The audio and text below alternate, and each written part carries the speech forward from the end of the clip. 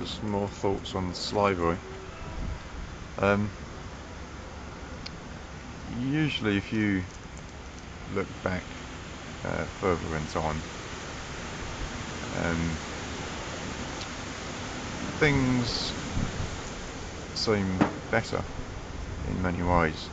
Certainly the tactics of mind control through the advancement of technology have been considerable to promote the state of mind that our rulers inflict on us to enable a ruled society. If you're not free, you're by definition a slave. To enable a slave society. So often you look back in time, certainly now, advancement of corporations designing your environment to be bad for you is just oppression. I mean, the state is a corporation at the head of the pyramid of power. So the technology of oppression is getting more advanced, just in your surroundings, designed to be fashionable, so everyone says they like them, but it's actually harmful, of all effective oppression. If they're clever enough and get people asking for it, and wanting it. So often to look back in generations, certainly just look at things, I don't make them like that anymore. Things were, in some ways, better. And thinking back to something someone's grandfather said to me,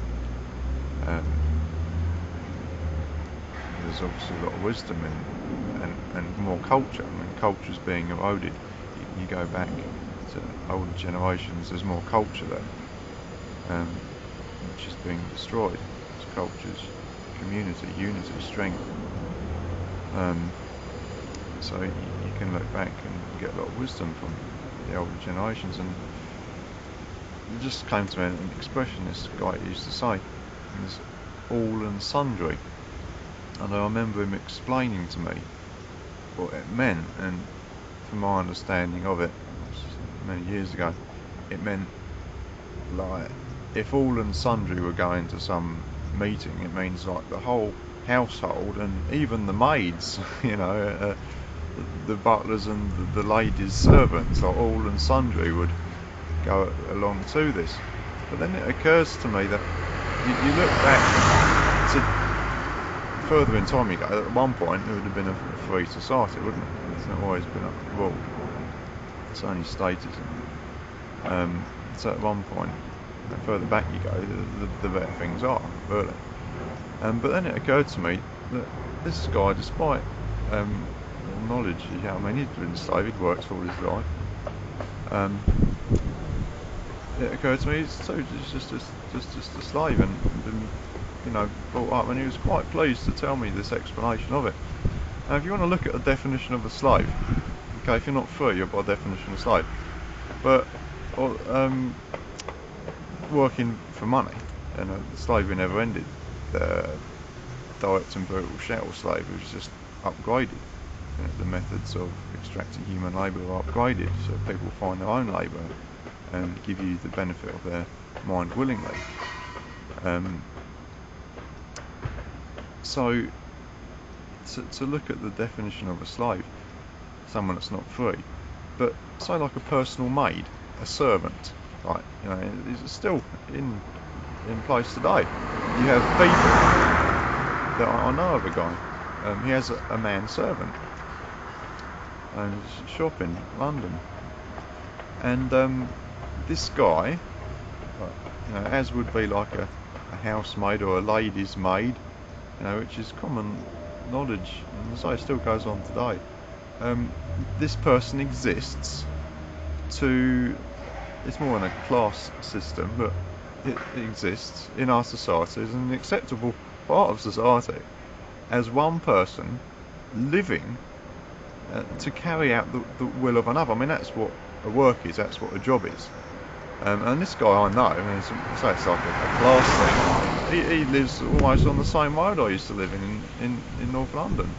You know what I mean? There's no, you've got like all different sorts of people. So there was no even real obvious difference in class, other than his door had a few pointy bits on the corners, and he had a posh car.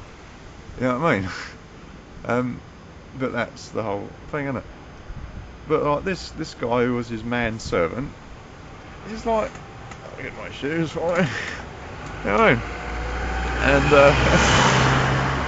because obviously all business owners, when someone owns a business, they take on a different class, and they, you know, in a free society there's no class. But yeah, shit, have you a car ready yet? And this is just his life. Yeah, I mean, the guy was fucked up, but then you would do it. And this is accepted. But because there's the financial thing there, because they've upgraded the system from the whip to the money, and he's doing it for good money, you kind of lose the fact, or you can try to hid from you, that blatant slavery is, well, anyone that understands can see that working for money is blatant slavery, but it's in your face, isn't it? Even more, even if people can't understand that. Just to see someone having to carry out, get my pipe, get my slippers, get my shoes, you know, that's a slave, isn't it? Same as when you work for your boss, he says the same. But on this personal level, it just becomes clearer, I think, is the point I'm trying to make, with like a manservant, a maid, you know, which is still, as I say, very common in the world. The utter definition of a slave: someone exists to carry out the will of somebody else.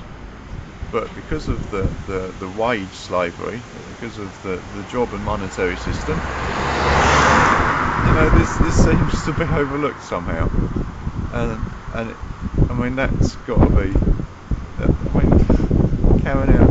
spending your life carrying out the will of another is slavery. And it becomes more obvious when there's two men living in the same house, or a woman maid and a woman, you know, living in the house, and their job is to run around and pick up their shoes, go and clean this, go and get my pipe, go and put the car out for me, go and take the dog for a walk, you know, and people still fail to see that we're in slavery. You know, it's absurd. I mean, that's a slave, isn't it? But they've just got it to such a fine system now with the job and the money that they can get away with it, as blatant as that, and some people still can't see it.